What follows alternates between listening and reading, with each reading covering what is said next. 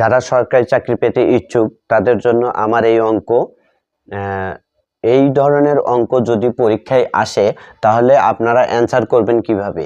এই অঙ্ক তিনটা যদি আপনারা করতে পারেন তাহলে খাতা কলম ছাড়াই এই ধরনের অঙ্কগুলোর অ্যান্সার অতি সহজেই এক নিমেষেই করতে পারবেন।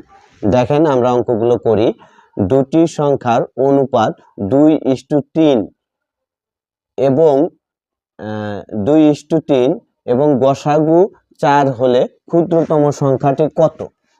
আচ্ছা, ক্ষুদ্রতম সংখ্যা বের করার একটা নিয়ম, আমাদের যে ক্ষুদ্রতম অনুপাতের যে ক্ষুদ্রতম সংখ্যা সেই সংখ্যার সাথে আমাদের যে গসাগু সেই গসাগু গুণন করতে হবে, অর্থাৎ 2 গুণন 4 সমান 8। এই ক্ষুদ্রতম সংখ্যাটি হচ্ছে 8।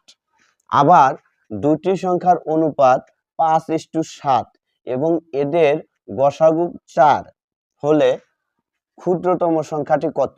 এই যে ছোট অনুপাত সংখ্যাটি যে ছোট সংখ্যা সেই সংখ্যার সাথে আমাদের গসাগু গুণন করতে হবে।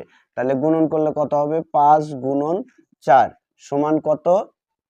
20। এটার অ্যান্সার হবে 20।